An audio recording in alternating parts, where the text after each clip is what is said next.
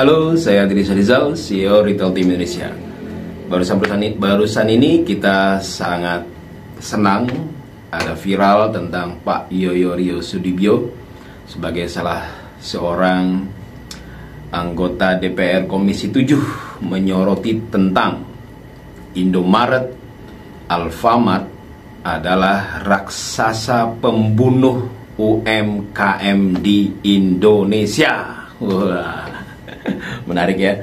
Nah, saya sebagai konsultan retail nasional dan kami Retail Team Indonesia yang sudah berjibaku dengan bisnis ini sejak 15 tahun yang lalu dan sudah memiliki klien di seluruh Indonesia 20.000 sampai 30.000 klien pengusaha retail lokal. Kami membantu para retail lokal yang ingin mengupgrade tokonya dari tradisional menjadi toko modern.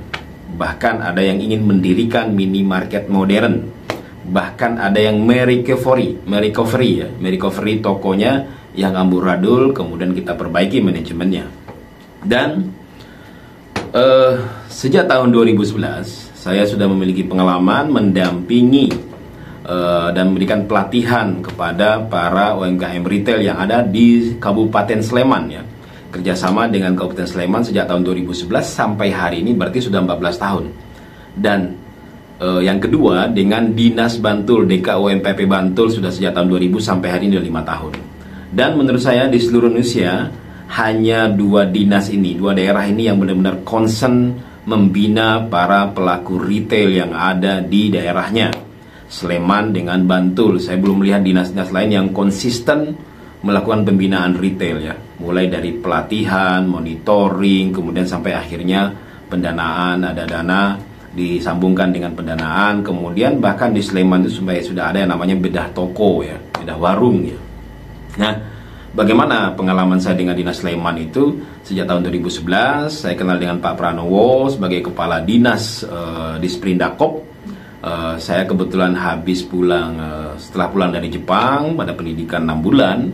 Pendidikannya tentang koperasi pertanian, dan saya melihat di Jepang, Cina, dan India ya, khususnya di Cina dan India, dan yang paling dahsyat adalah di Jepang koperasi pertaniannya mereka punya minimarket modern, dan bahkan di Jepang ada yang namanya Japan Consumer Co-op, jadi koperasi konsumen Jepang yang memiliki toko retail bahkan sampai ke supermarket, bahkan ke warehouse-nya. Mereka keren banget. Nah, karena ide itulah saya akhirnya ditanya sama Pak Pranowo, Mas, kira-kira apa program yang bagus di Dinas Sleman? Saya bilang ya pelatihan retail aja Pak, untuk pelatihan retail, manajemen retail modern kepada teman-teman. Dan faktanya, dan saya kaget juga ketika ngisi pelatihan itu semua rata-rata peserta pasti komplain tentang keberadaan Indomaret, Alfamart. Ya, apa yang bisa kita lakukan? Karena ini adalah politik dagang. Ya, kita hanya bisa bersuara saja kepada orang-orang dinas. Saya sudah sampaikan juga sama orang dinas, Pak, ini kalau pelatihan ini diadakan pasti nanti akan ada komplain nih dari masyarakat tentang keberadaan Indomaret sama Alfamart. Mereka mengatakan, it's okay, nggak apa-apa. Kalau ada komplain ini kita akan netralisir dan mudah-mudahan suaranya bisa disuarakan ke DPR sama Bupati waktu itu. Dan alhamdulillah beberapa tahun setelah itu ada kebijakan tentang Perda membatasi Indomaret Alfamart 1 km di luar pasar. Nah, itu lumayan ya. Walaupun faktanya akhirnya mereka banyak yang masuk sampai desa-desa, dan betul apa yang dikatakan Pak Yoyo ini. Ini kita dengarkan Pak Yoyo dulu ya, pernyataan Pak Yoyo ini. Kita dengarkan. Mumpung Pak Menteri ini kuasa yang luar biasa sebagai Menteri UMKM, dan di bawah Pak Menteri itu salah satunya adalah pedagang kelontong dan pedagang-pedagang kecil yang berada di kampung-kampung desa-desa. Pertanyaannya adalah mereka habis karena apa? Karena Indomaret dan Alfamart. Pak Menteri tahu nggak sekarang Indomaret Alfamart itu jumlahnya sudah 22.456 gerai. Indomaret Alfamart itu adalah raksasa pembunuh usaha-usaha UMKM di kampung dan desa. Saran saya Pak, lakukan apa yang seperti saya lakukan. Bapak harus berani melakukan pembatasan terhadap Indomaret dan Alfamart. Dan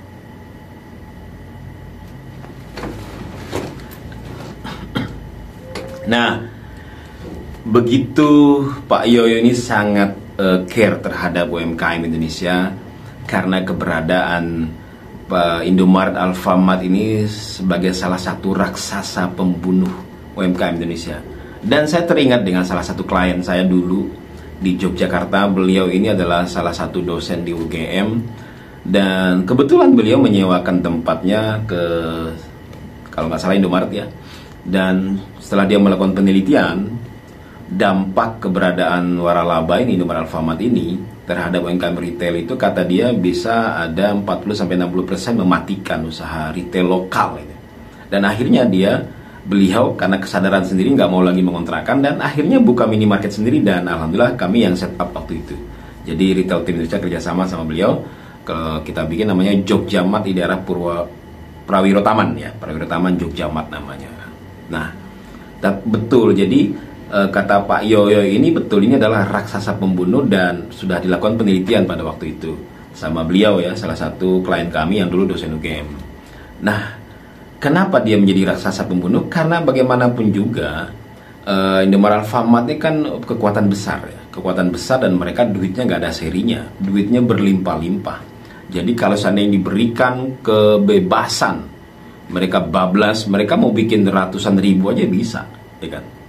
Nah, tetapi kalau pengusaha lokal di Yogyakarta saya lihat ya, ada juga yang sudah punya beberapa retail, mereka punya beberapa cabang itu, tapi mereka 15-20 aja udah ngos-ngosan, udah, saya lihat udah stuck itu, udah nggak mungkin lagi mereka melakukan pengembangan sampai ke 100-200 gitu ya.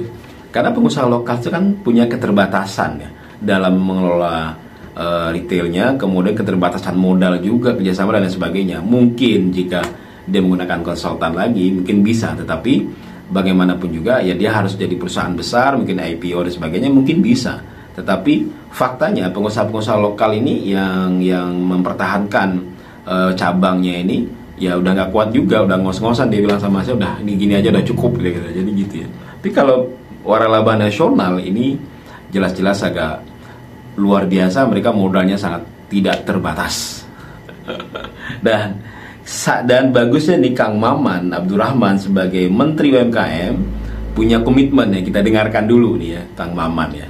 Pada dasarnya, insya Allah jangan ragukan keberpihakan dan rasa cinta kita kepada bangsa dan negara. Salah satu bentuknya adalah keberpihakan kita kepada UMKM. Usulan dan saran dari Mas Yoyo akan segera kami kaji dan kami tindak lanjuti.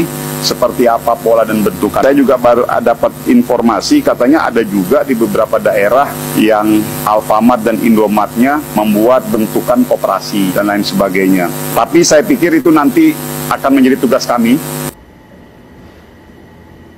Ya, oke, kita akan melihat ya bagaimana komitmen Kang Maman ini nantinya. Apakah benar-benar beliau akan mengeluarkan satu surat edaran adanya pembatasan keberadaan Alfamart, Indomaret. Ya, kalau memang beliau cinta terhadap rakyat Indonesia, UMKM retail ini, ya mestinya dia, kalau kata Pak Yoyo, hanya butuh satu lembar kertas saja. Dan tentunya jika surat edaran ini keluar, sebaiknya para pemangku kebijakan, gubernur, bupati, wali kota melaksanakan itu. Kita tidak, saya sih bahasanya tidak melarang, tapi saya setuju dengan Pak Yoyo, membatasi aja. Ya, membatasi misalkan paling mentok itu di kecamatan lah. Ya, kalau bisa di kabupaten kota Madia itu bagus banget, tapi kalau udah ini mentok banget di kecamatan, jangan sampai ke desa-desa gitu loh. Ya di kecamatan 1-2 udah cukup lah. Nah desa-desa jangan lagi gitu loh. Nah kemudian di jalur nasional boleh, jalan provinsi, jalur nasional provinsi, it's okay gitu ya. Tapi kalau udah masuk ke pelosok-pelosok blusuk, wah itu benar-benar matikan. Bahkan ada di Kulon Progo ya, salah satu bupati dulu yang bangga sekali, misalnya ini Tomira, toko milik rakyat. Sebenarnya toko milik rakyat ini di belakangnya Indomaret, Alfamart ya kan. Ya, di belakangnya ada Indomaret, Alfamart, jelas itu. Faktanya tinggal dilihat aja, dan dia badan hukumnya yang dibilang sama Kang Maman tadi koperasi, yaitu di Kulon Progo Kang Maman ya. Dan itu bahkan banyak beberapa daerah melakukan studi banding. Saya pikir nggak perlu studi banding yang seperti itu. Ngapain studi banding? Mestinya daerah-daerah itu mereka itu melakukan pembinaan seperti yang dilakukan di Sleman sama Bantul. Jadi toko-toko yang masih kecil di upgrade ya kan, dibantu dibina jadi besar ya kan. Nah, kemudian toko-toko yang sudah besar berkolaborasi dengan toko-toko kecil, bikin paguyuban retail, namanya saling membantu. Kayak di Sleman ya, kebetulan saya adalah ketua paguyuban retail Sleman, ya saling membantu. Ada salah satu anggota kami yang grosiran, dia membantu kasih harga yang bagus ya, dengan misalkan dengan polanya, istilahnya itu bahasanya joint buying, tapi sebenarnya bukan joint buying ya.